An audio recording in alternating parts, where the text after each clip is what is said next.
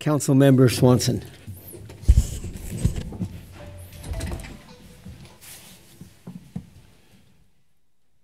Our Father, we're grateful for the chance to be here.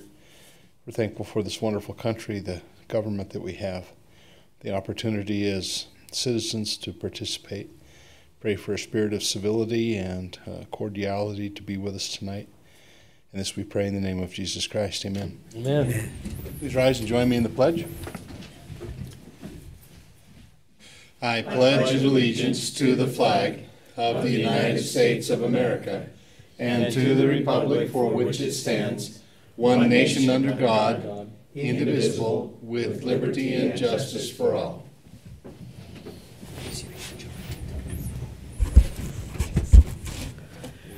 Our meeting is now open for public comments. As you approach the podium, please state your name and address.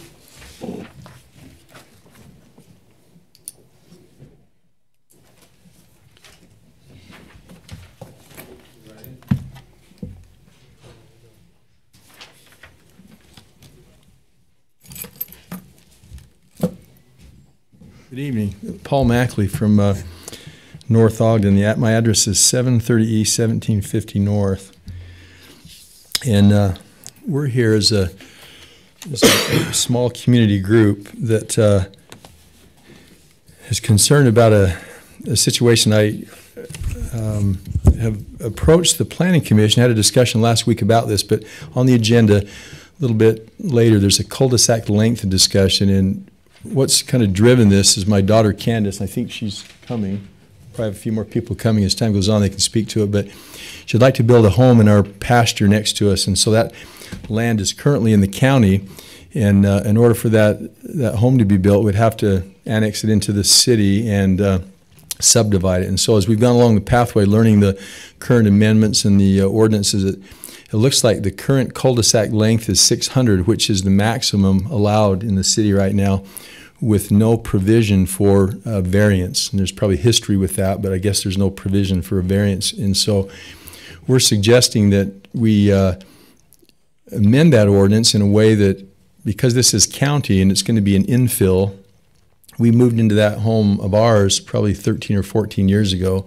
We owned the home right next door 30 years ago, and so it's kind of been our rural haven. It's been a neat place to live, and we've had animals and animal rights, been in the county, and so this parcel now would have to be annexed into the city under the current provisions of that ordinance. And our petition is to amend that in such a way that that side road that would cut right in front of our front yard, and I'm not sure if you have documents that maybe later you probably do that show the actual Google map of the area, but we love it the way it is. It's kind of a rural atmosphere, and we started out with a design that would allow, I think, 7 lots over there, and then based on some staff meetings and some understanding, we backed off and reduced it to 6 lots and shortened the cul-de-sac, and kind of had some conversations with various staff members, hoping that that might be more suitable in that it's consistent with the International Fire Code. Currently, I think the cities across the state of Utah have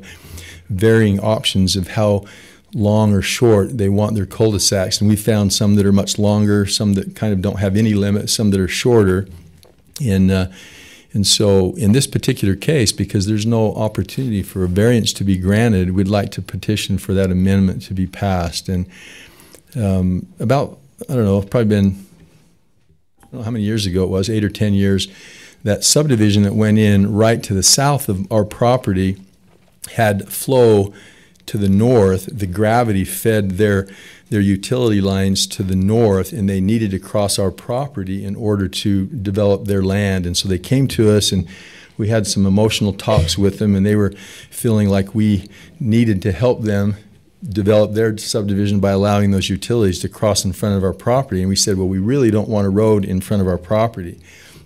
And they reassured us that that wouldn't be necessary. They had a manhole on the east and on the west, and they said they could service that line in between, and they would never really have to come on our property. But we granted an easement to the city at that time for utility maintenance across the front of our property in our home, with the expectation that that wouldn't become a public road. Well, you know, 13 years goes by, and now we're facing the reality of what needs to be done. Really, we would need to do a road there if the ordinance stands as it is.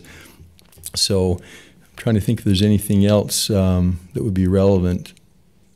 Probably not. We appreciate your consideration. It's a neat process. We appreciate your service. As we've talked about this situation to the various neighbors there, we haven't found one yet that really would like that road connecting through. They love the privacy of a dead end and a cul-de-sac and the security that provides. So I think the whole neighborhood right there would be grateful if that would be considered, and maybe just turn it over to others that may want to speak to the issue. But thank you so much for even hearing it. Thank you for your comment. Jim Flynn, 538 North Main Street in Brigham City. I'll be real brief. I know we've talked about it before. Just three things I wanted to address, and one was water pressure.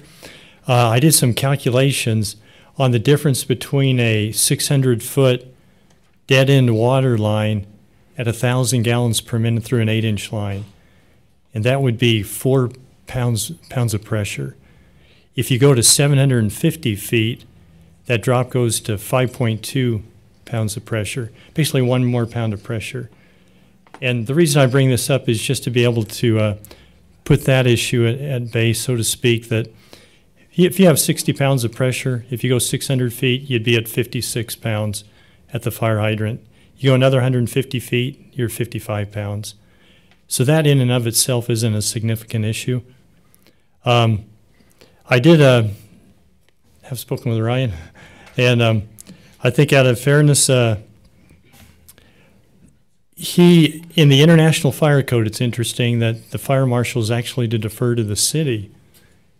So whether you were to adopt a 200 or a 1,000-foot parameter tonight, or to adopt it, Fire Marshal Barker would, my understanding is you'd be supportive of it.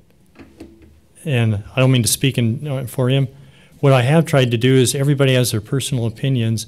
I do feel that the International Fire Code has two different objective statements that can be interpreted two ways. One for 30 units, and you've seen my documentation, and one for 750 feet. And because of that, I think it's the most viable published data that you can actually tie something to. And that, for that reason, I do support the IFC standard of 750 feet. That's what we're looking tonight for you to adopt, or to at least take the proceedings to proceed down that pathway. Finally, the last thing, the point I'd like to make is shorter, when we start talking about these discussions, a lot of times they take an interesting twist, like if 600-foot standard is good, 300 feet must be twice as good. And where I'd like to go with that is I didn't realize that somebody on the Planning Commission was a lot younger than I had imagined. Some of us here actually lived in the 1980s, and we remember when the highway speed limit was 55 miles per hour. For most of us today, if we were to jump in a car and to drive to St. George and be forced to drive at 55 miles per hour, it would drive us crazy. I mean, it would just be slogging along. I use that analogy because just to see that, as an analogy, 600 feet is the standard. It's worked for several years, maybe a couple of decades. 55 miles per hour was an interesting experiment in the 80s. Now it's 65, 75, 80 on your way to St. George, and we're all in agreement that I think that's 99% of the people would say, I like that standard better than the 55 standard. Likewise, I feel like 750 feet versus 600 feet is, in that same spirit, a better standard for today. And anyway, I just offer that as to kind of steer clear of the lesser is inherently better attitude. It can be longer, and it can be a good match for the city and for the citizenry of the city. Thank you. Thank you, Mr. Flynn, for your comment.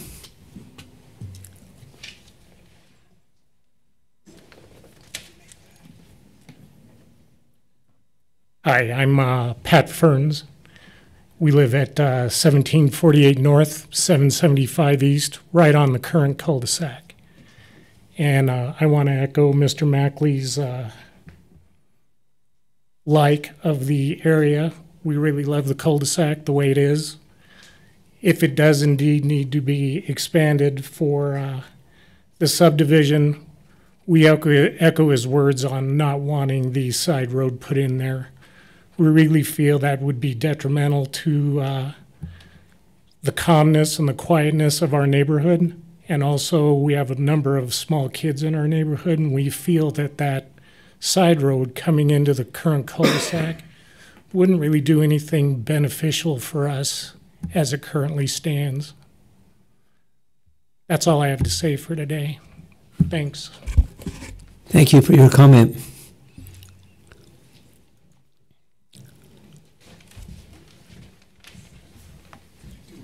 My name is Jim Cole. I live at 1710 North, 775 East, right on the corner.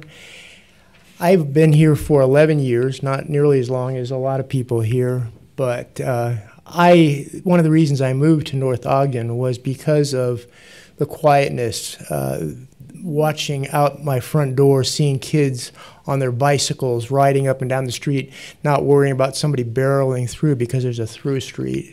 So I'm not as up on this, and Mr. Mackley certainly knows his stuff, but I would urge you to please allow us to extend this to 750 feet. Thank you. Thank you for your comment.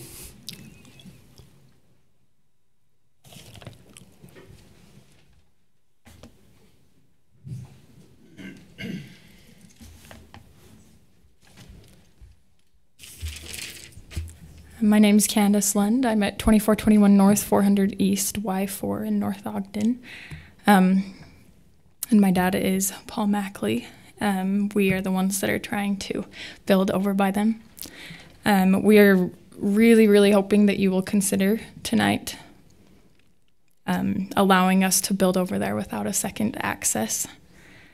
I would echo what, a couple people have said, just we like the feel of the quieter, more rural North Ogden right there without the through traffic. And we've also got our two little girls. We'd appreciate being able to stay on a cul-de-sac without the event of ever having that second road through there. Thank you. Thank you for your comment.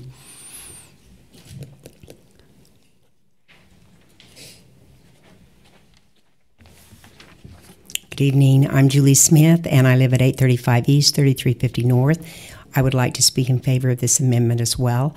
I think it's well thought out. I think it is a nice way to preserve the integrity of the land as it is now. I also would like to state that I would like to see this young couple build a home here. They're awesome, and I'd like them to stay as citizens of North Ogden. Thank you. Thank you for your comment.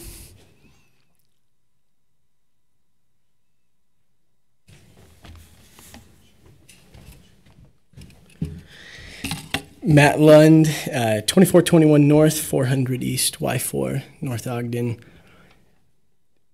You guys got to smile a little bit more. This kills me. It's hot in here. The thing I love, I just want to echo the comments of everybody else, but the thing that I think is worth acknowledging, at least, is what this does for the city. I think we've heard the personal opinions of the community there, and if that wasn't clear, it is, right? We'd love to build in North Ogden. We love North Ogden. I'm a homer. I embrace it. I want to stay here. But putting ourselves in your shoes as the city council and mayor and those that have to speak for the entire city, I guess the one point I'd make is the opportunity to tie our current ordinances to a standard. Our friend Rob Scott pointed out a few weeks ago at one of these meetings, I believe it was a quote from Mayor Harrop that asked, "When will this stop?" I thought, man, that's a great question. When will this stop? 600 feet now, 700 feet then, 1,000 feet later, and eventually it's gotten out of control. And so at some point there does need to be a line drawn, and there needs to be a reason for that. And so in kind of echoing the comments of others in relation to the International Fire Code, for you and for us as a city, as this question arises in the future, I think that changing things to be in line with the International Fire Code is really the opportunity here. And so to answer the question, when will this stop? Well, this is where it stops. And then if there is another opportunity to look at this later, if the question arises, like it seems like it does almost every week based on some feedback we've received, but when that arises again, the answer is very simple. When the International Fire Code changes, we will relook at things, but until then, we'd like to stay running parallel to that. So we thank you for your consideration and are so excited to continue to be citizens of North Ogden and, celebrate the history we have here and, continue. So thank you. Thank you for your comment.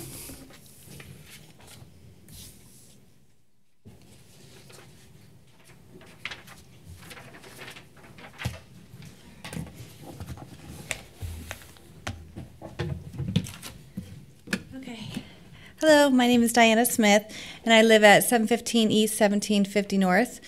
And I echo everyone else's comment that we want to keep our little cul-de-sac there at the end of 1750 and not have the through road. Thank you.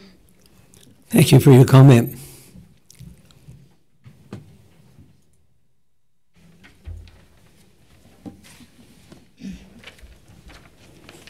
Karen Mackley, 730 East, 1750 North. First off, I want to read an email that was sent to me by our neighbor that couldn't be here tonight, Jacqueline Fierro. She said, "To whom it may concern, my husband and I live on the corner of 700 East and 1750 North. We are against having 1750 being a through street. As 700 is so wide, most people use it as a raceway. Many of the neighborhood children will come and play on our street, as those of us that live there know to watch for them. Again, we are against having this brought through." Thank you, Jackie Fierro. I also just want to put my thoughts on that. We've lived there for quite a few years on that street, and it's been a real blessing to our family with little children to be able to have the children feel that they can ride their bikes and be there in that dead end where we don't have the through traffic. We do get a lot of traffic on 700 East, especially the teenagers racing through there at high speeds all the time, and so this little area gives these kids a little place where they can play and feel safe. Also, this road would go through my front yard, and I don't know how many of you want a big road through your front yard. Most of you don't. We also, if we ever want to sell the home, the value's not going to be there. Nobody's going to buy a big home with a front yard, right, with a road right through it. So that's my concern. Put yourself in. We don't want the road through there. There's no reason for it. It's not going to help anybody go anywhere any faster. And it just makes our area of the neighborhood more congested with teenagers maybe wanting to do a circle around our neighborhood. So thank you. Thank you for your comment.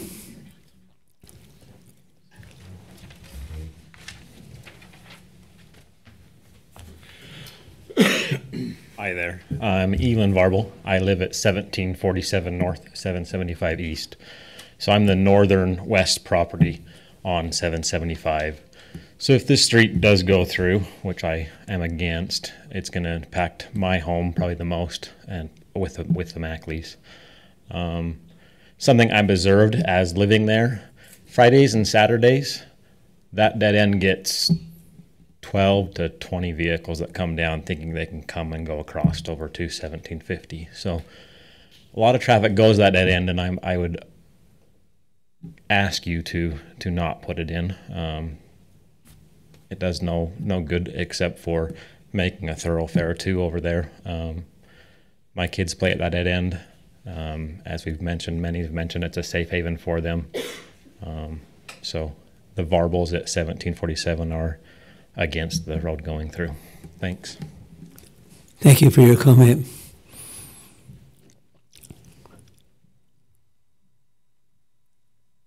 If there are no other comments, we'll proceed with item number 2, a discussion or action to consider cul-de-sac lengths in subdivisions. Our presenter will be, pardon? Sorry, can I make a comment? Yeah. Okay. Amanda Mackley, 2421 North, 400 East, number Q4. I grew up on that intersection right in there, the end of that driveway. It was a haven for kids to play in and great memories there. I am opposed to that going through. I would like to keep the smaller town feel of that area of North Ogden. That's one of the things that I love most about North Ogden is the small town feel that we have. Thank you. Thank you for your comment. Okay, then we'll proceed with item number 2, discussion or action to consider cul-de-sac lengths in subdivision. Our presenter will be Rob Scott, our planning director.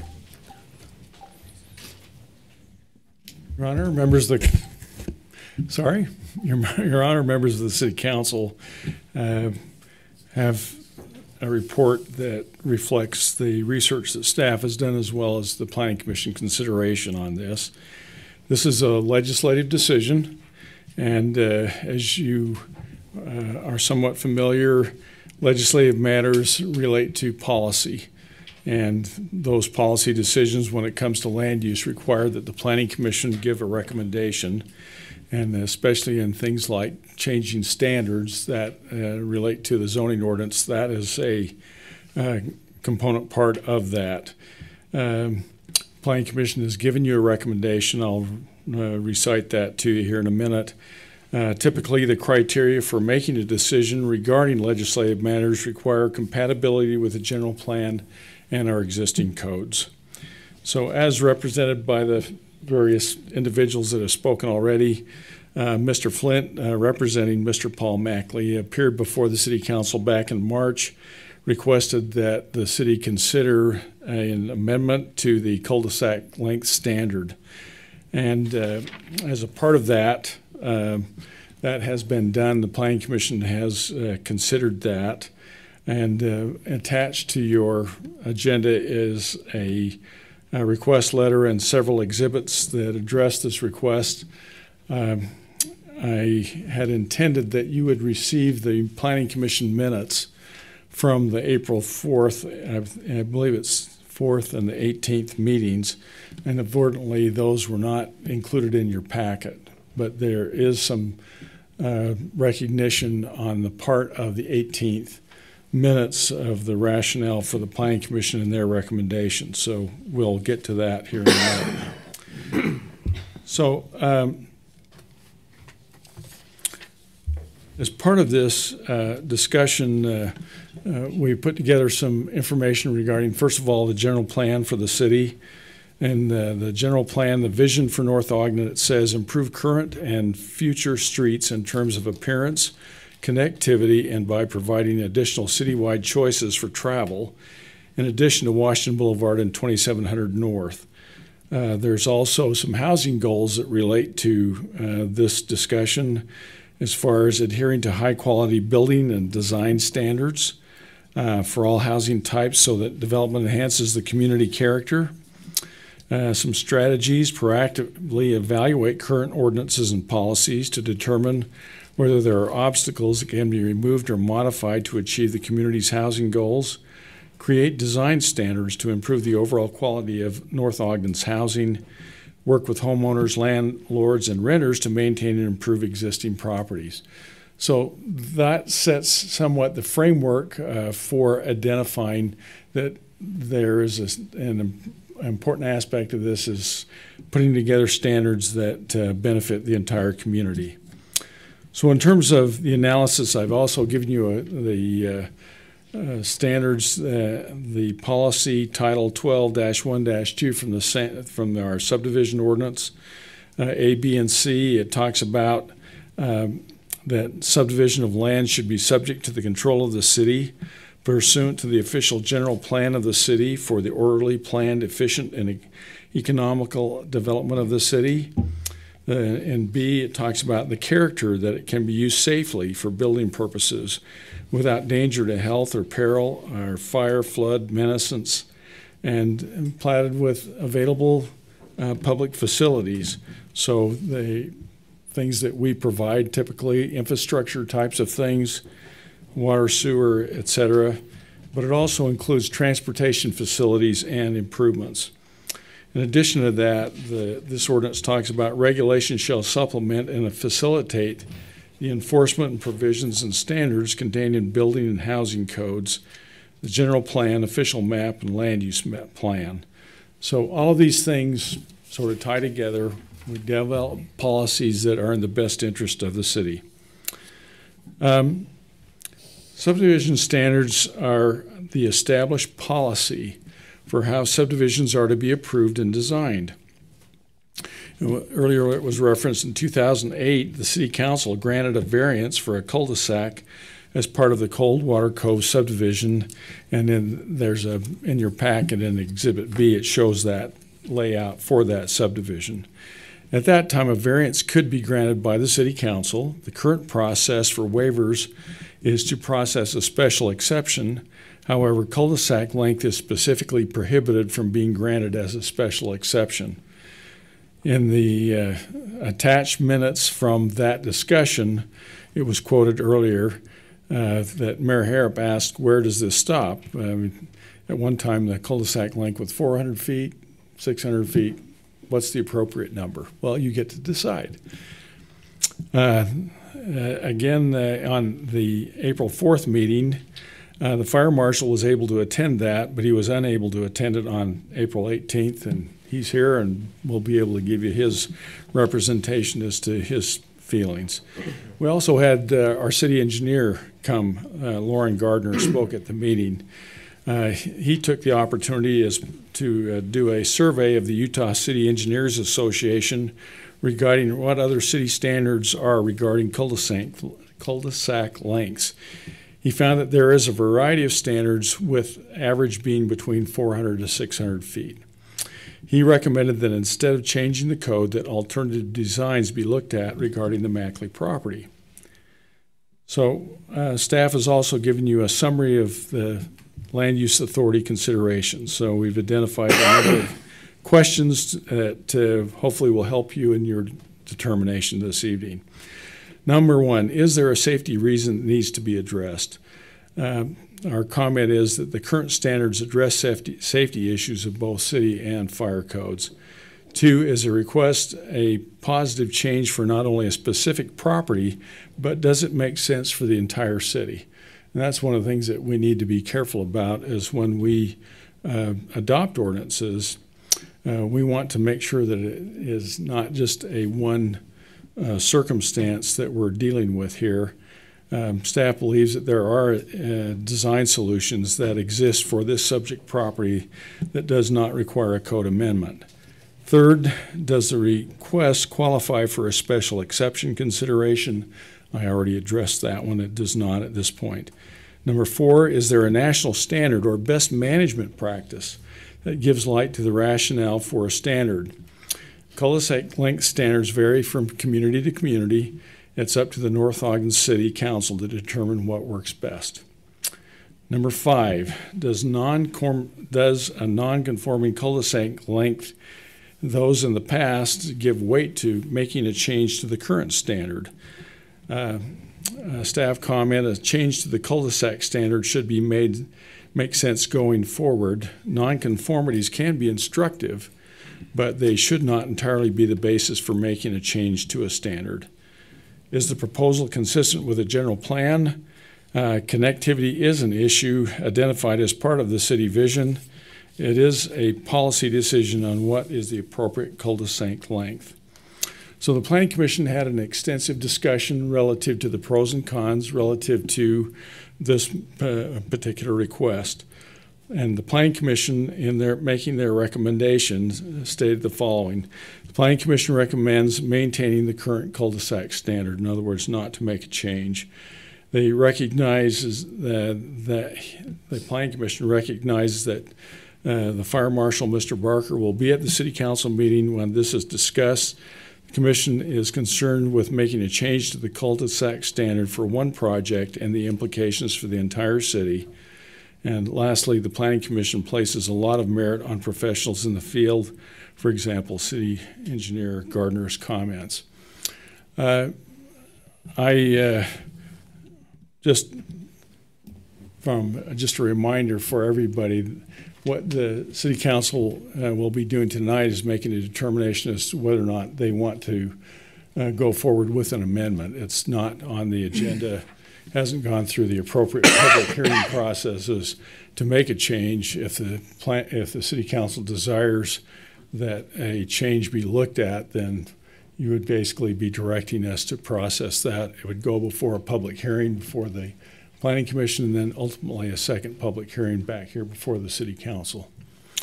So there's a lot here. Be happy to answer your questions. Do you have any? I guess I do have one question. Do we have any cul-de-sacs in the city? I know of the one on 2600, but other than that one, that are longer than... I think we have 2 or 3, if I remember right. Do we? The other thing that we probably ought to, we've talked a lot about safety, and I think that's an extremely important aspect of this. But another thing that really wasn't discussed extensively was the impact on the city's ability to provide services to cul-de-sacs and what have you. For example, snow removal and that type of thing is also an important aspect of this. Do we have any idea why they're longer cul-de-sacs, or were they just in before we had a... Long before my time, Councilman. Okay. We have that one set of minutes that I did provide you. That's down the one on 2600 down there. So that one, we do have that, but other than that, like I say, it was way before my time. It's one of those things that people made the best decision that they could at the time. Thank you. Sure.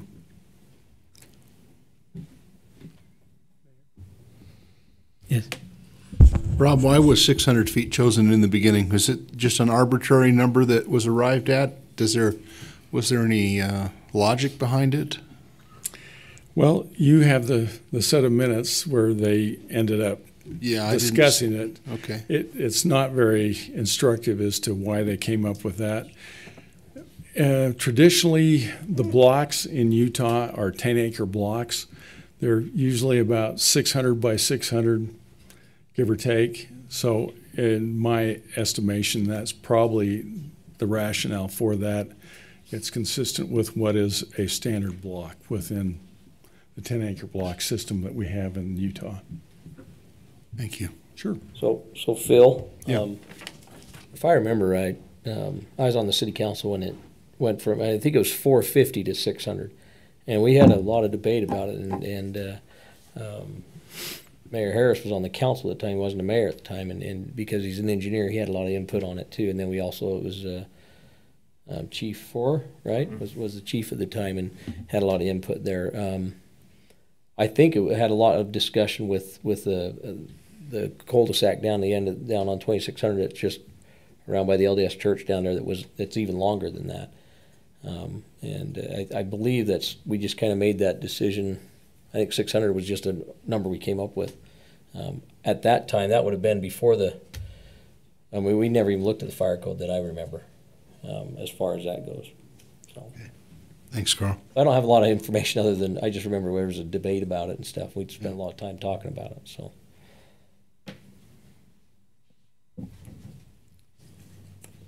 Anything else, Council? Thank you. Questions or discussion from the Council? I'd like to hear the fire marshal's comments. I'd like to hear the fire marshal's comments, and then I would like to hear Councilman. Then I'd like to hear Councilman Barker's comments. All right. So, okay, here's our fire code. So if anyone's bored tonight, this will put you right to sleep. The fire code does say cul-de-sac lengths can go up to 750 feet. However, the fire code is just the minimum standard. It also states streets need to be 26 feet wide for a fire lane. City standards, I think, 55 feet. Dave, am I correct on that one? Well, right around 55? Right away. Yeah. And also states in this, so the same appendix that we keep quoting for 750 feet and 30 units, it also states radius for a cul-de-sac needs to be 45 feet. Our city standard's 55 feet. So the standard is a minimum standard. Cities can come in and impose a stricter standard. Pleasant View City has a 500-foot length cul-de-sac, or 500-foot cul-de-sac length. This issue came to them about 2 months ago, and their city council said no, they weren't going to extend it. I've been back and forth. I talked with Dr. Mackley yesterday and a couple times on the phone. I'm back and forth as a city councilman on what we want to recommend. I heard something interesting today in a different avenue when I was in a court session. The judge said, as a city council, you're ruling not just for a specific one set of people, but for the whole city. So yes, this makes sense for this one area, but, and I've told this to Jim Flint, where does it stop? If we change it today, tomorrow I'm gonna have another developer come into either my fire office or the city council asking for variances. So I think we either need to change the whole cul-de-sac length to 750 feet or keep it at 600. I'm torn. Like I said, I told you that yesterday. I really don't know what I'm gonna say. I've talked with Rob Scott a couple times. There's other options out there. I told him one option today in Fernwood. Hey John, do you have the map, or can you pull up a map of Fernwood, the most recent phase? It's just barely to the north of this. It might not be new enough. It was on the Weber County GIS. I noticed it there. Well, you can.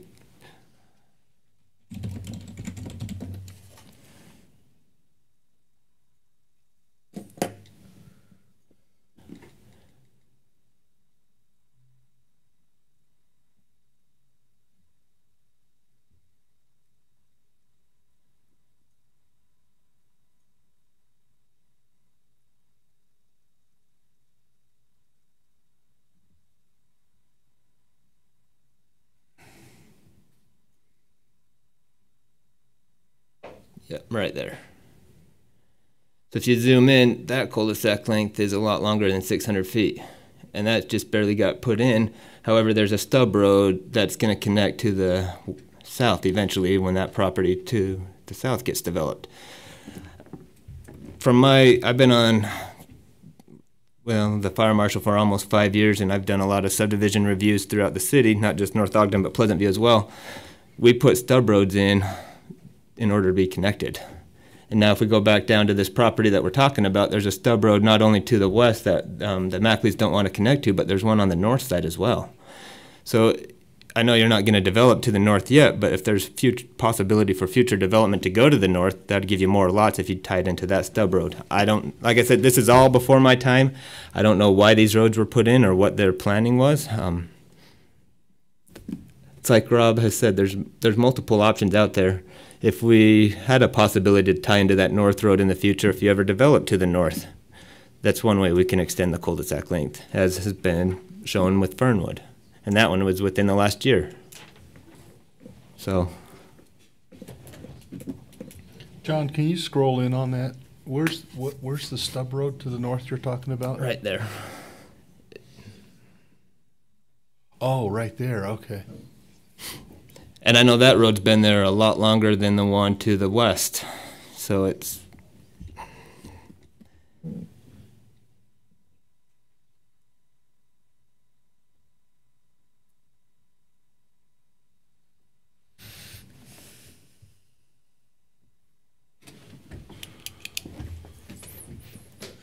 So I guess I got a question for Rob. Is there I mean, not a variance, but I mean, is there anything you could put in the ordinance or code saying that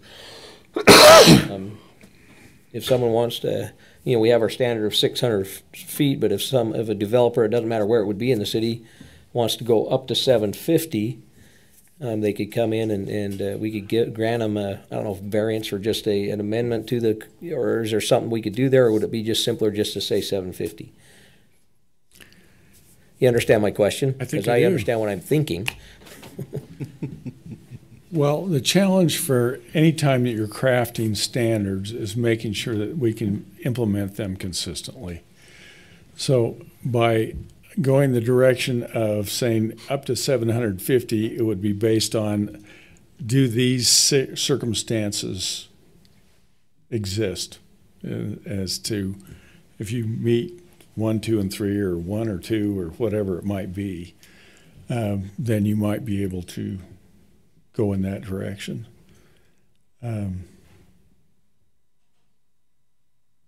don't have anything off the top of my head. If that's the direction you want to go, we'll put our gray matter, as little as I have, to thinking about it. Rob, is it actually possible? I mean, when you look at what's remaining of the ground in North Ogden, is it actually possible to put an actual firm standard? Or are we always going to be facing an issue where we're saying, well, because of the shape of this subdivision, it's going to have to vary? Well, each property is unique. Right. And as such, what we do is we apply the standards as such. It's always appropriate to have some sort of an escape valve, and we have that in terms of our special exception provision for the subdivision ordinance. As part of the development of that special exception ordinance, it was determined by the City Council that special exceptions should not be granted for something to go beyond 600 feet. So if you want to change that standard, that's sort of getting at what Council Member Turner is talking about, we would have to go back and probably take a look at that ordinance and see if we could craft some reasons that would identify a standard from why it would be acceptable or not.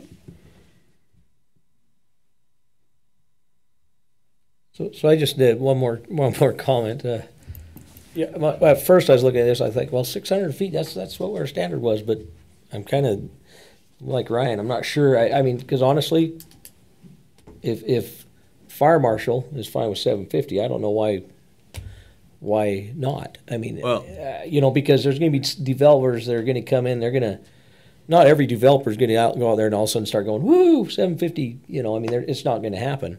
The way the roads are going to go and connect, they still got to go to the Planning Commission, meet all the other standards. So I'm just kind of, it's, why not 750? That would be the other question I had.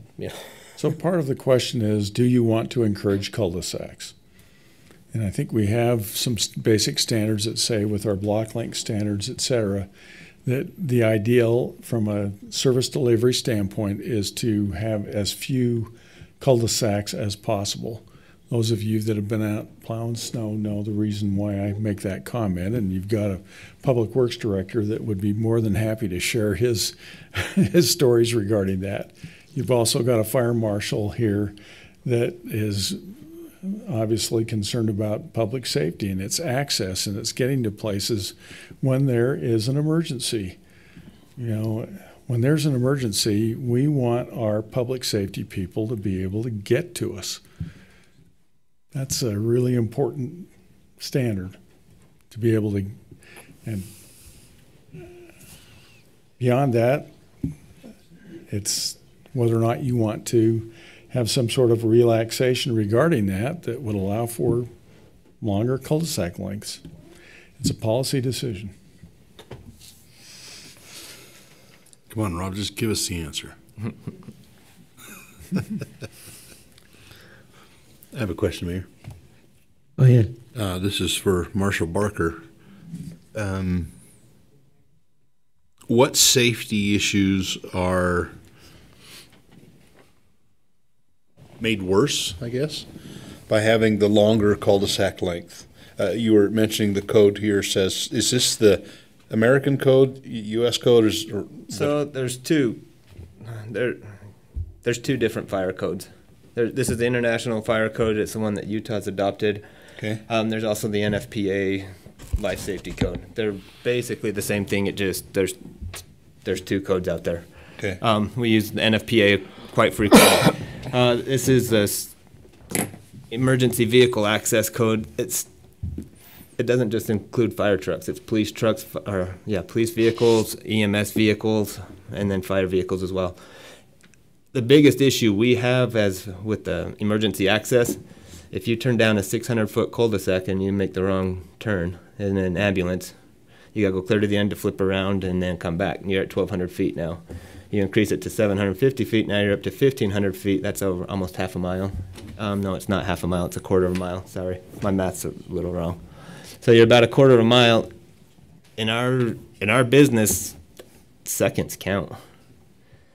If someone's having a heart attack, you don't want to wait that extra couple seconds for someone to get down to the cul-de-sac to turn around and come back. And I will admit, emergency apparatus drivers do not always make the right turns. We see it all the time. So we like connectivity. That way, if somebody makes a wrong turn on accident, they can still get there. And so, yeah. Also, as a fire marshal, I've spoken with neighboring fire marshals, not just around Weber County, but around Utah. We don't want to be in the business of enforcing roads. That's why we say the standard's 750, but we're going to defer to the city standards. That's why Pleasant View has a 500-foot standard. It didn't get brought up. Far West has 0 standard. You can make your cul-de-sac length whatever you want. It's all relative on what the city wants to do as a city. Now I guess I get to help decide that. You asked for it. I know. I told someone today, what did I sign up for? Good question to ask. Mayor? Then everybody knows. Yes. John, is there a way that the ordinance can be amended in such a way that the 600 except in infill situations? Under the special exception, we could put some language in that says a cul-de-sac length of up to X number of feet will be considered in, properties that are developed on 4 sides already with residential housing or something like that. Because I'm uncomfortable with making the 750 a general rule throughout the city, listening to our fire marshals speak. But I'm also cognizant of the of unique situations that may arise because of infill, which we're having more and more of. I can think of several properties right now that may be developed that would be an infill that could potentially have a similar situation. Okay, thanks, John. Marshall, how would you feel about that as a fire marshal? Yeah. Scale of 1 to 10. Yep. Like I said, I've got differing views on this. I see both sides of the point. I talked with Dr. Mackley yesterday. I understand why we don't want to connect that road. If I lived there, I wouldn't want to connect it either. At the same time, I live on Monroe, and I don't want that connected either. So I see both sides. I did have a question for John. Why is there no exception for cul-de-sac length? So in writing that ordinance, and I think it came from staff, we looked at the things that every developer wants an exception to regardless of what their property looks like, and cul-de-sacs is one of those things.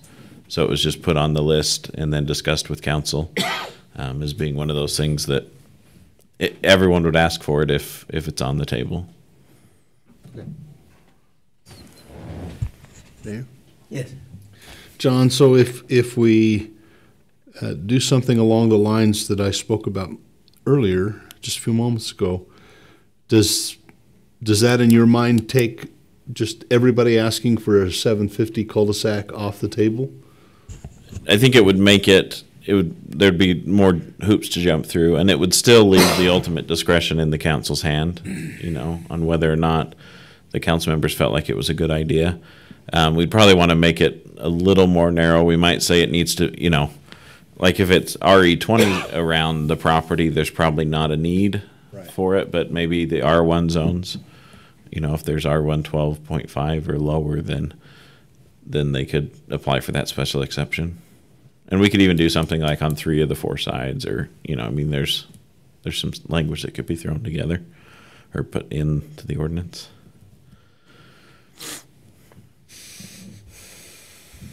What do you think? I was going to say there's also other things the council could put in with part of those special exceptions. Like if you're going to extend the cul-de-sac length, maybe it requires a trail to be put in so that at least people walking can get out that, you know, connect to the north or south or, you know, whichever way, you know, to limit, in particular kids or things like that, getting to friends' houses or to school. Because the school system just continually extends how close you have to live to the school to have to walk, and you know, we need to make sure that kids can get to school safely. It's all about kids, Phil. Thank you for bringing that up. Just one other thought, and that is, you know, I really do. I've worked in this business a long time, and of all of the statements that I've ever heard, it's I've lived here for X number of years, anticipating that we're always going to be there forever. Well, the city will be here forever, but nobody in this room is going to be here forever. I'm sorry to inform you of that, darn it. But things, you know, as for some reason we just don't seem to want change. And we have to reflect on what is in the long-term best interest of the city. That's really the bottom line in all of this. And there are the pros and cons to this. There's the livability side, there's the safety side. And as such, as you go through thinking about these things, I just throw that out there to recognize that someday none of us are going to be in the existing homes that we're in. What is the legacy that we're leaving for the people that are going to end up on any and all of these properties around the community? So another little tidbit for you to think about.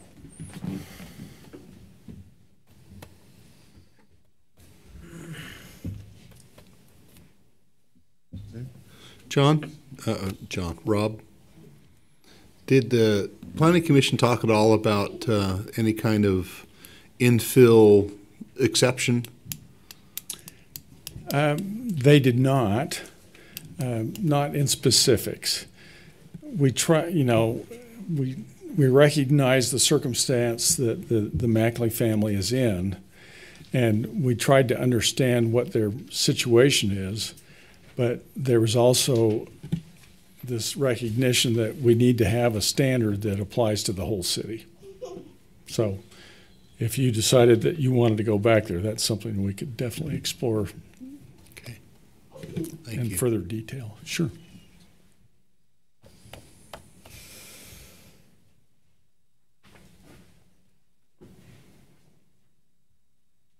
We never heard how Cheryl felt. Obviously, I'm not in agreement with any of it. I just don't know how to express it. A few years ago, we had the same unique situation where the subdivision was going in behind me on Mountain Road. And as some of you will remember, that was a really blind corner. So to bring all that traffic up from Fruitland Drive as a thoroughfare right onto Mountain Road was just for safety, very much safety reasons. So it was denied, and it was made into a cul-de-sac. They went back and refigured it, and it worked out okay for the developer. So my idea of safety, I'm sure, is a lot different than what's been expressed. I mean, I think of traffic, I think of the kids. You know, that area has already been brought up. It's going to be really inundated with traffic. It already is, but you put those homes in, the assisted living, it just kind of adds more to the congestion. I'm not real comfortable with the 750. I don't feel like I have enough solid information to make a good decision on it. So I would like to see some more, or some other, you know, some of the things that you've suggested, Phil, or look at. That's my thoughts.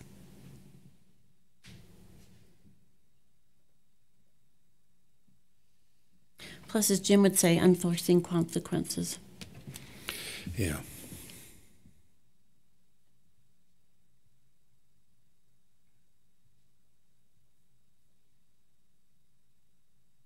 Well, I'm in agreement with Cheryl. I think I'd like to have, for me, I'd like to have the Planning Commission talk about the applicability of a special exception for infill situations.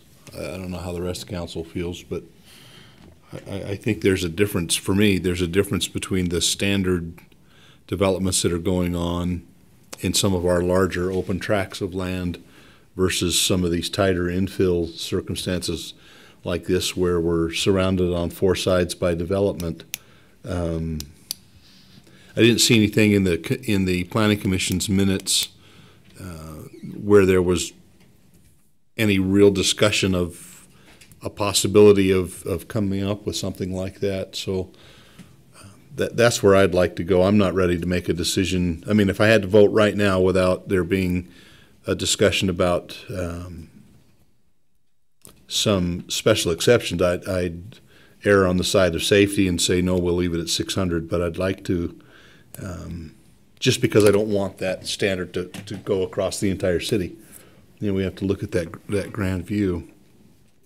But I would like to explore this idea of an infill exception, and at least have that conversation before I make a decision. That's how I'm feeling. It's an area where they have, besides there's only one way in. Well, Phil, and the rest of you, I'm willing to consider something like that too. I think, because I think that's appropriate, because I do agree there's, just like that property down on 2600, you know, that was an exception. So, I mean, I that's what I asked Rob. I don't know how we word that or how that works, but I think that's something we ought to. I'm looking for a way to keep the standard at 600, except in these unique circumstances. It would accommodate this property, but then there's other properties that have the same type of. I don't want Rob's office, you know, bombarded with people, with every developer asking for exceptions in extra long They already do, don't they, Rob? We don't want to encourage it. Well, I'd make a motion then that we table this and send it back to the Planning Commission. With that, are you okay with the Planning Commission holding a public hearing and actually proposing specific language? Oh, yeah. Okay. Yeah. Absolutely. I trust our Planning Commission terribly. They are smart. They are good people that know what they're doing. I just think we need to find and I agree with them as far as a general application of going from 600 to 750 across the city generally. I agree with them. I just think we need to explore this opportunity, the need on these infill kind of situations, and see if it makes sense to not have any kind of special circumstance that could be applied for. So that's my motion. I'll second that. I had a motion from Councilman Swanson to table this and have it go back to Planning Commission for review and public hearing to make the necessary adjustments. And we have a second by Councilman Turner. Start the voting with Councilwoman Stoker. Yes. Councilman Swanson. Yes. Councilman Barker. Yes. Councilman Severin. Yes. Councilman Turner. Yes. Motion passes. Thank you, council and residents, for coming in, and we'll proceed that way. Thank you. Appreciate it.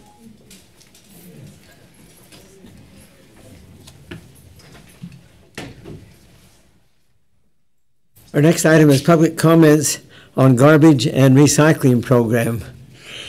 A lot of you have been exposed to concerns that have been discussed in city council for quite some time, and so we open the meeting regarding the recycling program and the garbage program. So, Mayor, let me kick this portion off with the survey results that we had, so that if anyone's here to talk about that, they could, talk about those results. So this is the survey. We closed it today at about 5 o'clock. The first question deals with, if recycling costs you an extra $2 a month, are you willing to pay for it? Most of the people said they were willing to pay for it. About 87% said they would. The others said no, just eliminate the recycling. And we had 667 responses. The next question is actually the same question asked a different way, which says, should we keep the recycling regardless of the cost to have the program? The only component that's different there is the tolerance for the amount of money. And you can see overwhelmingly that 61.5% of the people are saying no, there's a limit to what we're willing to spend. So if you incorporate the 12% from up here, the 13%, and take them out of that 65%, you still have roughly half of the city saying we have a monetary limit to what we're willing to put into the recycling program. But I was actually a little surprised that almost 40% of the people said, regardless of the cost, we want to recycle. And I think that's a change from, 10 or 15 or 20 years ago. The next question dealt with whether or not people would take care of their own recycling, but also gave them the option to say, no, give me curbside recycling. More than half the people said they would do their own recycling if they had to. They'd take it to the landfill or wherever the recycling bins were located. Or, if we had them here at the city hall. But 31% of the people said, no, I really want curbside recycling. So there's a contingency of people who really want to be involved with curbside recycling. They want it at their house for convenience. And then the last question was more about this one was to kind of get an idea, if we did ever eliminate the recycling program, how many people would get that second garbage can. And roughly 30% of the people would get a second garbage can, and 70% of the homes, or at least the respondents, would not. So this 667 really only represents about 3% of the city. It was put on our Facebook page and the discussion Facebook page that Mayor Taylor had established. And so we reached out to as many people as we can. If you assume that everyone who was on that discussion page looked at it and thought about responding, we got about 20% of those individuals. So that's a pretty good return rate. Those are the areas that it's been shared. So that's kind of the group we were after, or not after, but that's the group that we were able to get the info out to. So in general, I couldn't tell you exactly what those numbers all mean in my mind, because, like I said, those first two questions seem a little bit opposed to each other, and so that was kind of those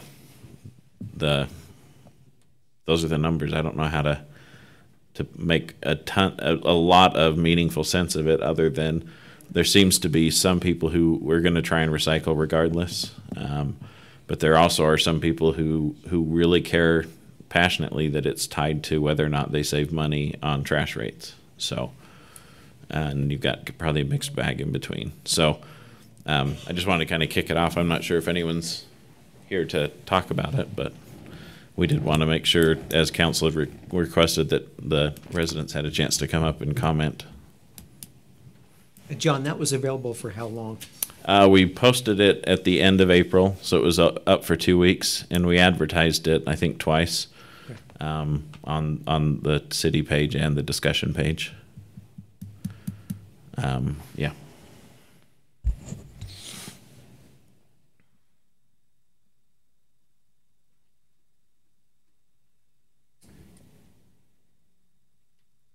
Any discussion from the council? I just kind of have a comment. In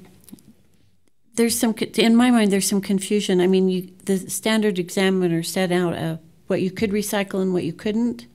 And so they said no magazines. for one thing. And then, of course, we all know the number on the plastic and no, like pizza boxes or anything that's got food in it.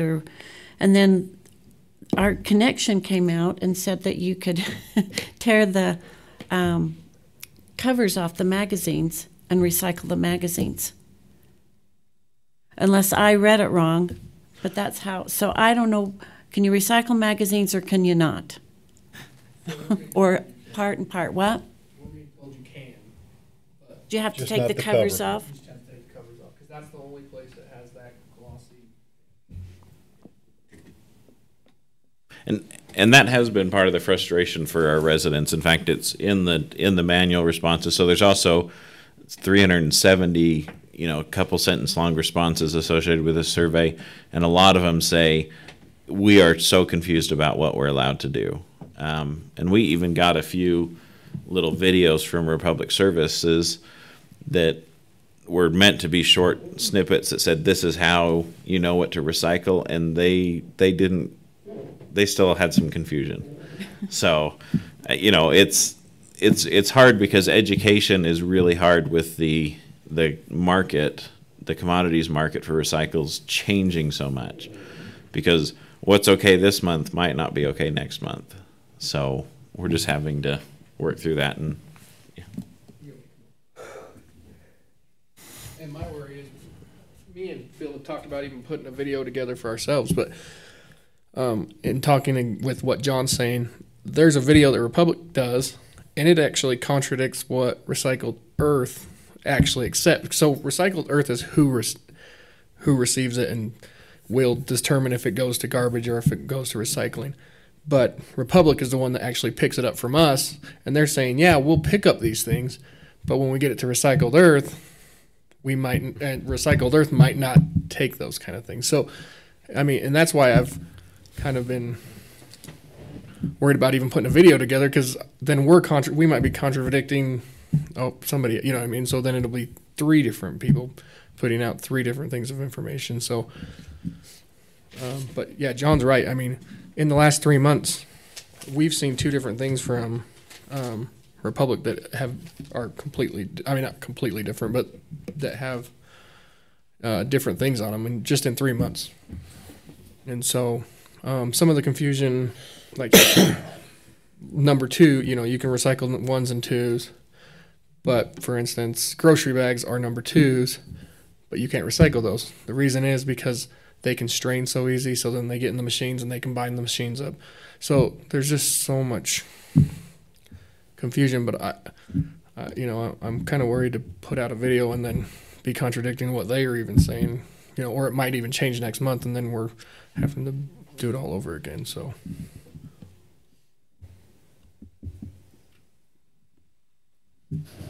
Mayor, I think that's why we're being charged nearly, rubbish dump tipping fees for the recycled that, per ton that we're paying, that we're going to Recycled Earth, because so much of it ends up going to the landfill.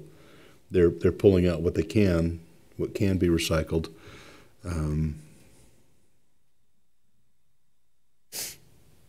I don't see anything right now that would make me think I want to get rid of the recycling program. I was the one that asked for this study, and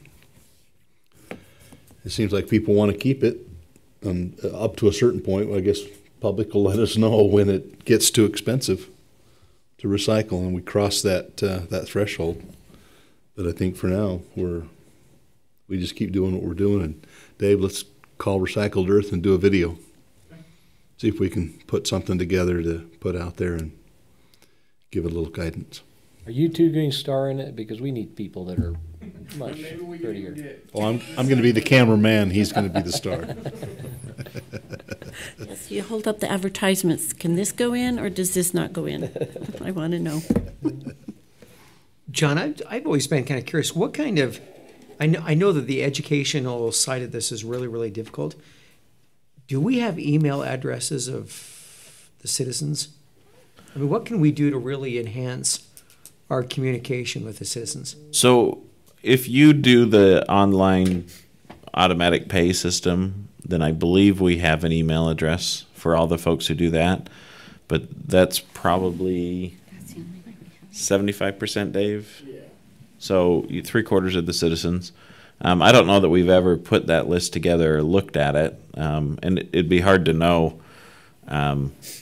if it gets scrubbed, meaning when people leave the system, leave the city, if their email addresses come out. But we don't maintain an electronic database other than what our group that does that for us does. Sure think that we need to do something and do something quick to be able to maintain some real effective communication. Would we need to get permission from the recipient, those that have given us the emails, to send out push messages like that? Yes. Yeah, we would. Because we right would now need they've to said, okay, give me a notice that says your water bill's been paid. You know, we've taken care of your water bill. It's gotten paid. I think it used to. It would allow us to send them an electronic newsletter, so they probably already are clicking that type of a disclaimer. We just would want to make sure that we're not violating it by, I mean, it's not like we're trying to sell them something or we're selling information to somebody else, but just we'd probably want to review it and just make sure we're not overstepping what they agreed to. Okay. So who could take that assignment in the city to do that? To send out the messages on a regular basis? That plus to evaluate how we could get more email addresses to be able to blast that kind of information. There is a shortage of people who have available time for that type of stuff, but more likely it would probably end up going to the utility department, because that's who. Because we wouldn't want to add more people with access to that database, because it's a payment system, and so it'd probably stay in the utility billing office so only those 3 or 4 people have access to them. And we've actually had talks about updating contacts, so maybe that's the time to do that, is when we're updating contacts. Reach out and say, if you're willing to give us your email, we'll give you these different things. So maybe that's a good time. So I think we really need to take that as a agenda item to see if we couldn't pick up the additional email addresses. I think the video idea is a great idea. I mean, I use videos all the time for my communications with people, but is it really going to be effective until we get everybody to be able to see it? That could be sent out really easily on a video or on an email as an attachment. But I think, please don't misunderstand. I think any effort we need to make to be able to help people understand is good. But I think we need to really take advantage of what most people are looking at, and that's email. So to get that email, to get all of the email addresses, some kind of a public drive to do that would be, I think, time spent worthwhile. Okay. I'll get with you, and then we can get and see what we can do. Okay, excellent. Any other comments on our recycle and garbage program? If not, we'll move from the public comment. I just wanted to make the point that the rates that have been presented are already built into the budget that we've reviewed and talked about.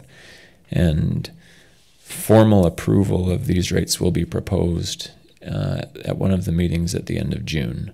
So we were hoping that tonight we would just get some idea that you're comfortable with the direction we're going, but the formal approval will be in June. So. Thank you, Evan. Okay, we'll move to number 4, discussion and action to consider proposed utility rates. Presenter is Evan Nelson, our finance director. That was basically it. Yay. But so just so council's clear, the proposed rate is a $5.87 increase for this. It would start July 1st. So that's the proposal. Piggybacking on the council saying we don't want to go more than 10% in any year, even though we want to eventually fund depreciation. We scaled it back to meet that. It was $11 and change, correct? 12. when it was first proposed. That was with the. But that was for full depreciation. That was with full depreciation. Right.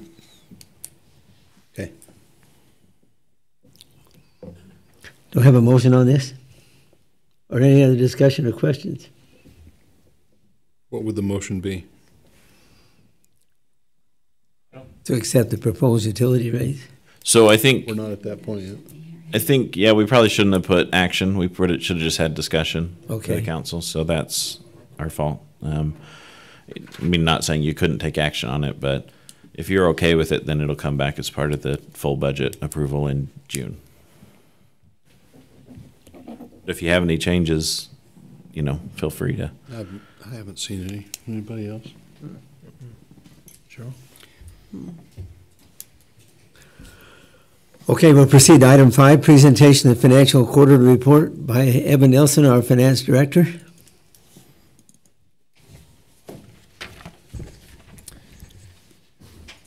So in your council packet, you received this quarterly financial report with a summary sheet on the front and then quite a few pages of the detail. I'll talk mainly about this summary sheet, but if you have any questions about any of the detail parts, I'm happy to go into that as well. So first we're looking at the sales tax trend.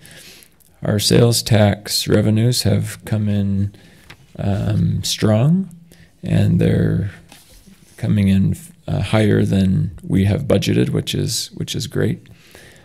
So far, we're nearly 4% ahead of projections, and this is what we hope for. We try to budget the sales tax revenues conservatively, anticipating that the actual revenues will be higher than our budget, and we do this as a precaution in case the economy changes and revenues are affected pretty quickly by a change in the economy.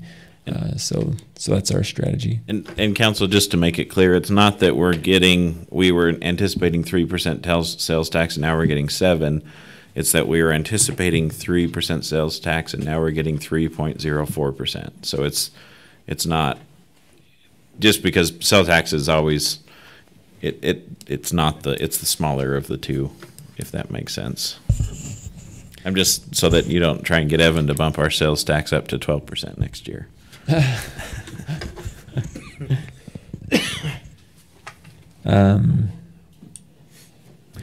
So yeah, we're about 4% ahead of projections, and we expect that things will continue on a similar path through the end of the fiscal year.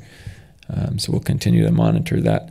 Sales tax is one of the most volatile revenue streams that we have, and it's a pretty large revenue stream too for the general fund. And so we watch that one closer than we do some of the other revenues. We track it, each month, and we are ready to alert if things aren't looking good. But so far, so good. If you want to scroll to the next graph down, this is a summary of revenues and expenditures and the percent of budget, and it's done by fund. So there are a few, when we look at this graph, we look at anything that might be expenditures that are, spended beyond the percent of fiscal year elapsed, and we also look at if there are funds where the expenditures are exceeding the revenues, and then we try to look into the detail of why those things might be happening. So in the general fund, we do show that expenditures are exceeding revenues. The main reason for this is the large transfer of fund balance from the general fund into the capital projects fund for the amphitheater. When we budget to use fund balance, we show the use of fund balance as a revenue, but there's no actual revenue that comes into the fund that year because it's money that already exists in the fund. So when it shows up on our reports, there's nothing there as a revenue to offset the expenditure, which basically means we're planning on expenditures exceeding revenues, and then fund balance is what makes up that difference. So it's not something that we're concerned about, because that transfer was approved by the City Council. The next one is the Capital Improvement Fund. Expenditures show that they're exceeding revenues, and this is primarily due to quite a bit in grant money that we're working on getting reimbursed for the road projects that we have. So we've received or we've expended a significant amount in acquiring properties for these expansion projects, and we're in the process of getting those reimbursed from the county. So that's not something we're concerned about, because we know the county is going to pay us. The next one, when we look at sewer, stormwater, and motor pool, all three of those show expenditures exceeding revenues, and those are kind of similar with the fund balance. We had budgeted a significant amount of fund balance to be used in each of those funds, and so that's the explanation for why we see expenditures exceeding revenues. We also have unfunded depreciation in our budget, and we've talked over whether or not to fully fund depreciation. But when we don't fully fund depreciation, it leaves a hole in the revenues where we're not setting money aside. So it ends up looking like our expenditures are more than the revenues.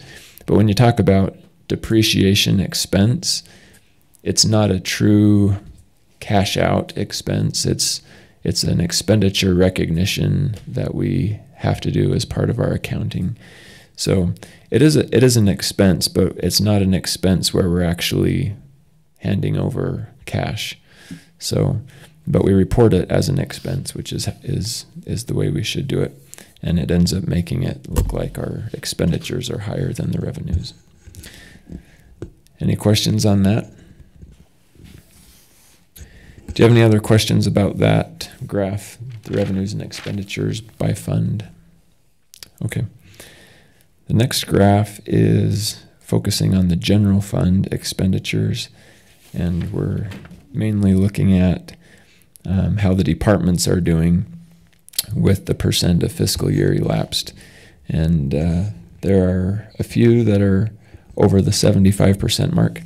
I didn't mention, this report is as of the end of March 2018. So that's 75% of the fiscal year.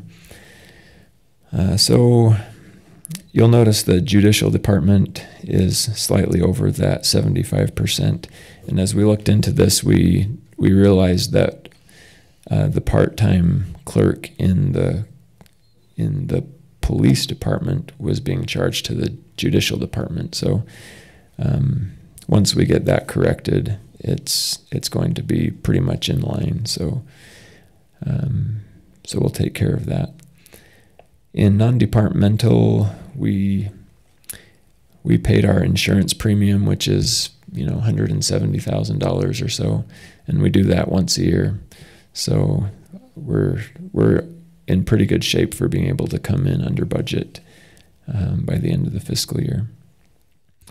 In the building department, this would be the building maintenance department, not the building inspection department. So this is where our expenses related to this building, the police station, and the senior center are part of that department. We have a couple of capital projects that we've recorded there that probably should actually be in the capital projects fund. One is the roof on this building, that was about $16,000. And the other is the retaining wall and fence over on this side of the senior center. So John and I talked about that and felt pretty comfortable about moving those projects into the capital projects fund rather than the general fund. The fence and the retaining wall project is not something that we had approved in the budget. It was about $6,000 was the city's share. So when we come to you with our proposed amendments to the current year budget, that will probably be one of the proposals as part of that. And just to be clear, Council, that is something the Council approved the expenditure of, but it didn't make it into the most recent budget amendment. So if you remember, that was John Hansen's group, and we split the cost of the fence with them. Thank you for clarifying. The last department that's kind of a little high there is the transfers, and we've made our transfers from the general fund into the capital projects fund. That was for the amphitheater, as well as the transfer from the general fund to the aquatic center fund for the year. And so that's kind of put us ahead of schedule, but it'll all come into line for the end of the fiscal year. So that's my summary. I feel like our finances are looking very good overall, and we're close to finalizing the budget. We'll look forward to a budget public hearing on June 5th and final adoption on June 12th. If you have any issues or questions or things you want to talk about related to the budget between now and then, we're still, we still have time to tweak it. Don't tell the department heads that, though, because I'm ready to be finished with those conversations. I'm just kidding. Anyway, that's my report. Do you have any other questions for tonight? Thanks, Evan. Okay. Thank you, Evan. Appreciate that report. Next item is a discussion or action to consider a beer license for Maverick that's moving in across the street in June. Presenter will be Annette Spenlove, City Recorder. Mayor and Council, the Maverick manager and the board members have turned in all the paperwork for their beer license. The chief has approved that. I reviewed it, and everything was exactly what it should be, and they meet the standards for getting a beer license. Just for public information, that includes background checks and all. All the background checks were done. I'm in possession of them right now. Is there an agreement or anything like that, or it's just a general? It's just a general vote. I'd move then that we approve the beer license for Maverick. It's been moved by Councilman Swanson to approve the beer license for Maverick. Second. Second by Councilwoman Stoker. Begin the voting with Councilman Swanson. Yes. Councilman Barker. Yes. Councilman Severy. Yes. Councilman Turner. Yes. Councilwoman Stoker. Yes. Motion passes. Our next item is any public comments from the group.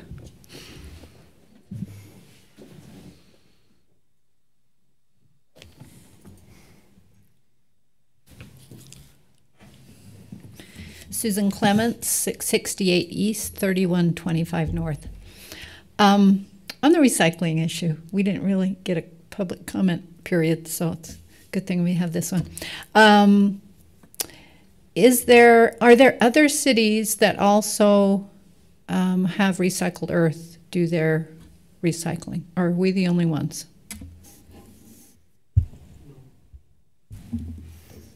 Yeah. So everybody in Weber County that we know. Okay, so all of Weber County uses recycled earth. There's a recycling place up in Logan, Cache Valley. There's recycled earth. And then Do you want to come up here so we can do on the recording?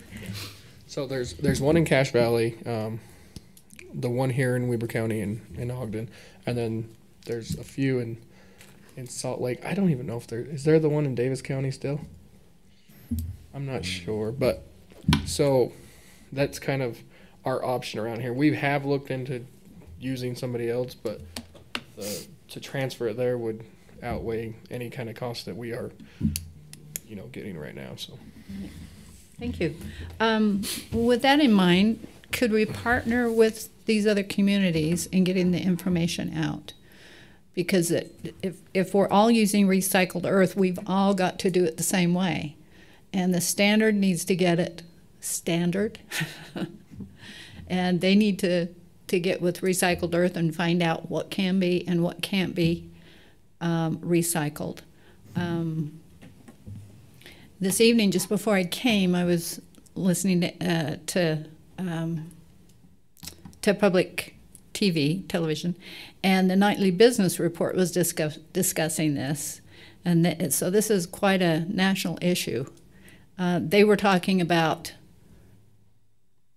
several slices of pizza left in pizza boxes. I can't imagine that. I mean, put it in the refrigerator and have it for breakfast the next morning, my goodness. So this is a national issue. But they were talking about lots of food being left in the boxes and things like, I don't know, I can't imagine that. We had talked about an open house. Are we still going to be having an open house on this? It's just that I'm sure everyone has questions about what can and can't be recycled, such as the envelopes that come in the mail with a little plastic window in it. Can you recycle those? I throw them in, hoping that it's okay. Pizza boxes with just a little bit of oil on them. Is that okay? Even somebody said, well, you can tear the top off and recycle that and throw the other out. We went out and got pizza a couple of weeks ago, and they gave us a take-home box, and there was a cardboard liner on top of the cardboard bottom, and this is Pizza Hut. And I thought, wow, that's good. So the whole pizza box, well, except for that liner, I took the liner out, threw it in the garbage. The rest of the pizza box is fine. So it's, again, education. And also, is there a possibility that Express Pay can send, if we do a video, can they send that video out when they send our billing notification? I mean, we get 2 notifications every month. Can one of them be the video? Okay, thank you. Thank you for your comment.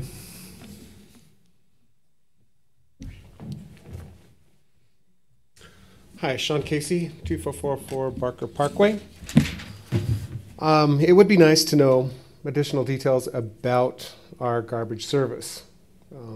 The transfer station downtown, which I frequent with some of my materials that I handle, it seems to be leaning in the direction of single stream anyway.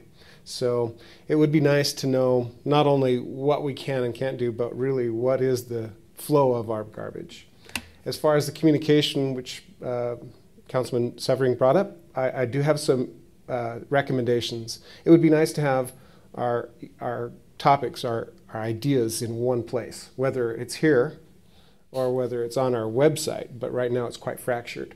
Our Ogden Connections, North Ogden Connections magazine, for example, is clutter. It's very uninviting to want to find information there. It would be nice to have that information stripped down and placed in the website. For example, the landing page could be used just like a blog, so any of you could update our northogdencity.com webpage. Blake also asked about the emails. This is an area I do have some, sorry, Mr. I don't know that we're first. Blake is good. I don't know that we're there yet. Right. Nope. Anyway, Blake is fine, Sean. Yeah. All right. All right. So the other is MailChimp and other such services. Once a citizen opts into that email list, and yes, there is some legal issues about that. It's not just like a letter that you can just send out. You have to have permission from the citizen to opt into that list. But if you have a program such as that, it makes it very easy for any of you to use, that can be sent out with a single button push, which will send it to their phone via text or to their email account. And these are details you don't have to stress over. It's all happening in the background. And that service, 20,000 people, so we're going to have roughly 9,000 adults that are going to be wanting that information, is going to cost you around $125 a month. And any of you would be able to push those notifications or however you wanted to do that. And you can expect quite a large rejection. So only about 30% of those people are going to open those or find it. And it will self-manage that list. So there are options. But again, to summarize the communication aspect, I would like to see our website utilized where the main page is the blog, and to have a quick link. You have currently, I think it's current topics or something like that. I would like that to be the main page, so that we can see, and if we do a survey, that it's easy access, and that's easy to link up. Again, lay, you don't need to know code. A lay person can link that up. If we do something like chimp survey, that can also be quite easily tied, and it will save you time and energy, and we'll all be better informed. Thank you. Thank you, Mr. Casey, for your comment.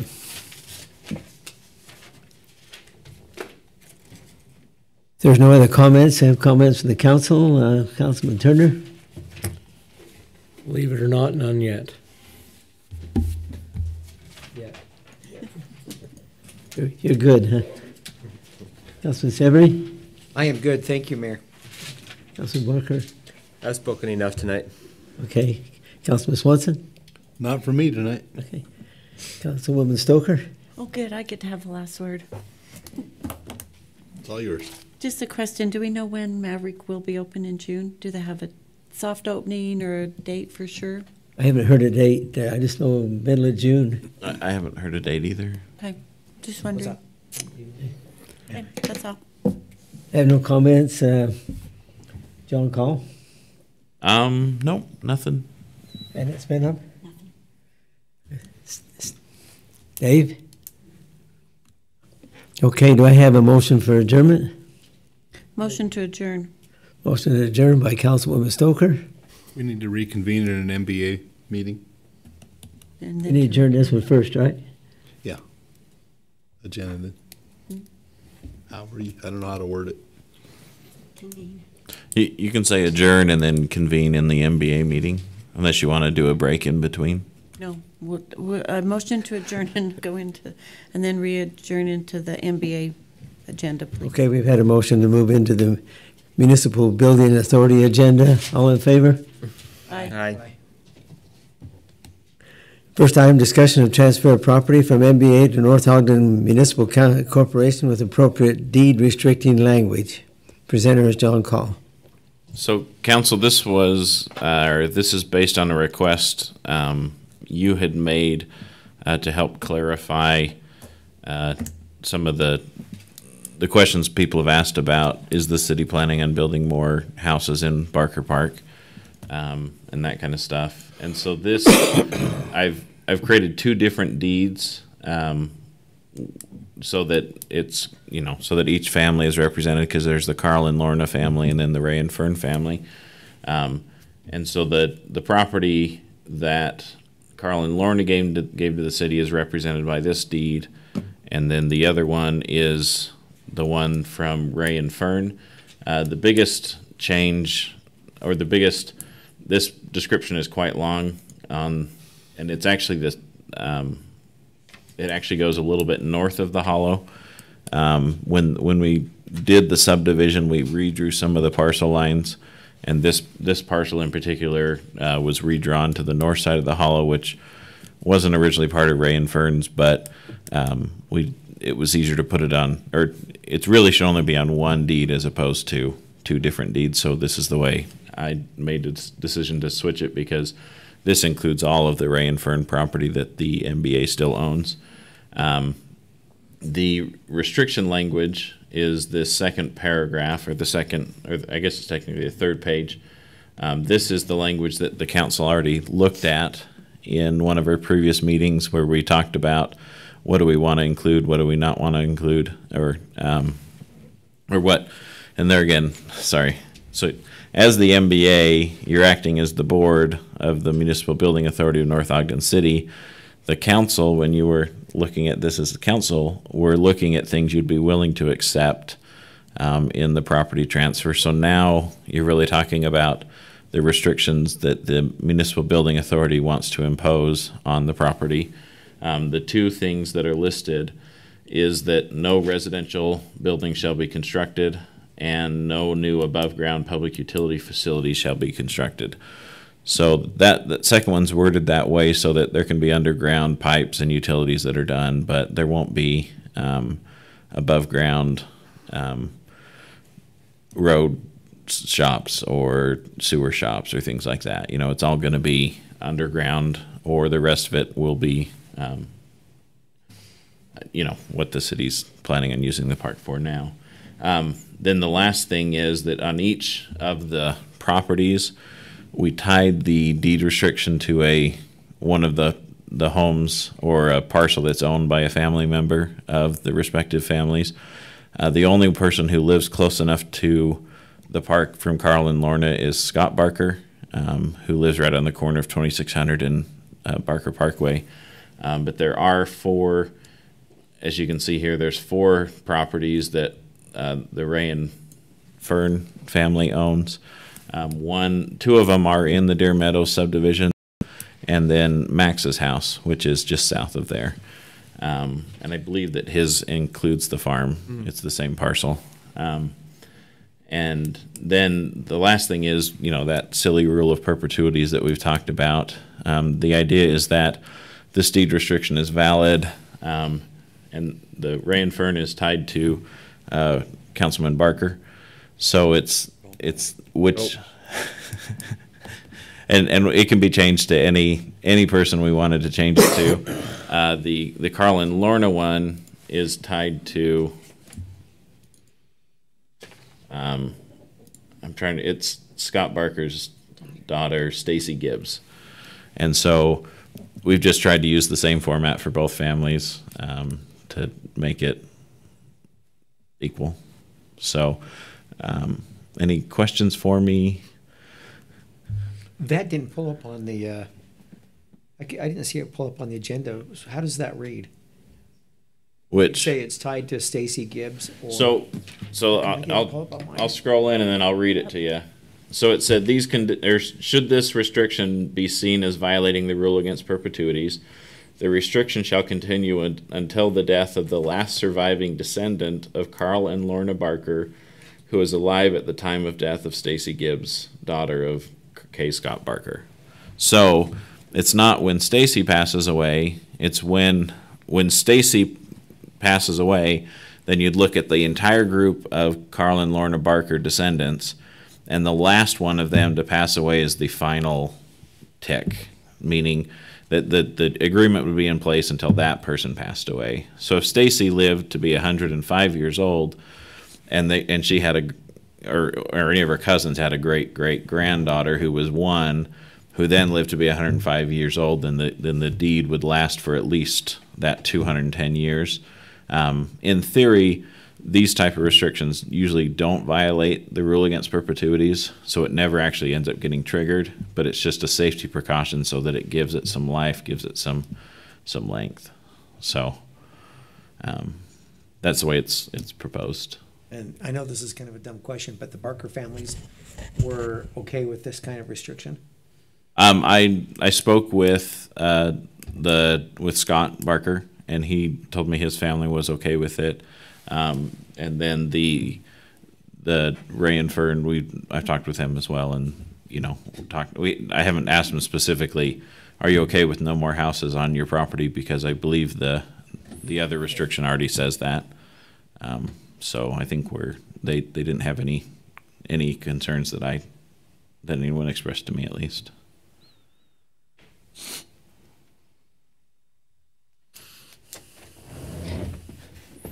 I got one thing to ask. Yeah.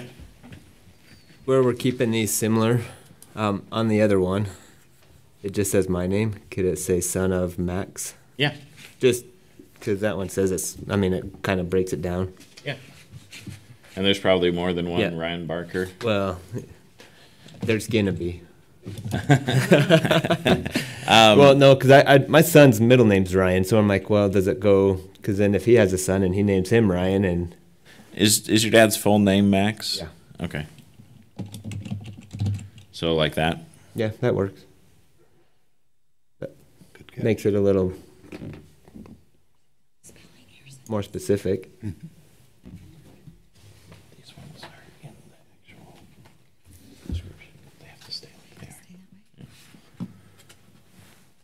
And then I had one other thing. Yeah. Inside this deed restriction, it says it's it will not limit any buildings which are related to Parks and Rec Department. What kind of buildings are those? So that would be like Bowery's or Bowery's. I mean, it would include a storage shed to like put lawnmowers and things like that on. Restrooms. Okay. But pretty much anything that a Parks and Rec department would do. I mean, you know, amphitheater, that type of stuff. So we were trying to make it clear that it wasn't restricting any park stuff. Okay.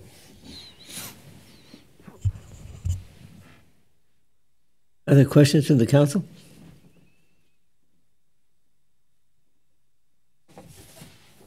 Mayor, I'd move that we approve the transfer of property from the MVA to North Ogden Municipal Corporation. We're looking for a motion. With the appropriate deed restricting language as discussed in the two deeds. We have a motion from Councilman Swanson on the transfer of property from MBA to North Ogden Municipal Corporation. Have a second? Second. Have a second from Councilman Turner. Begin the voting with... Can I actually recuse myself from this vote since my name's on there? Sure. Yeah. It says conflict, and I just want to pull out. Okay, we'll begin with Councilman Swanson. Yes. Councilman Severin. Yes. Councilman Turner. Yes. Councilwoman Stoker. Yes. Motion passes. Does that mean it's done? So the mayor or the chairman of the MBA will sign those, and then we can get them recorded. Awesome. Thank you, Council. On the Municipal Building Authority agenda, is there any public comments?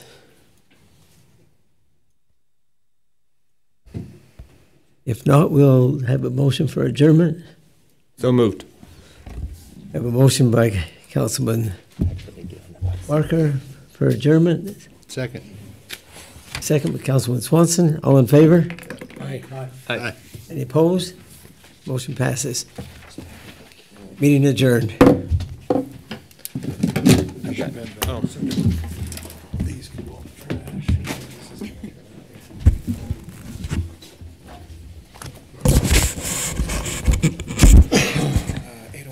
Seems like the most logical you guys are talking safety to add that. 1944. Oh, I should I'm turn a this off. visual person. And if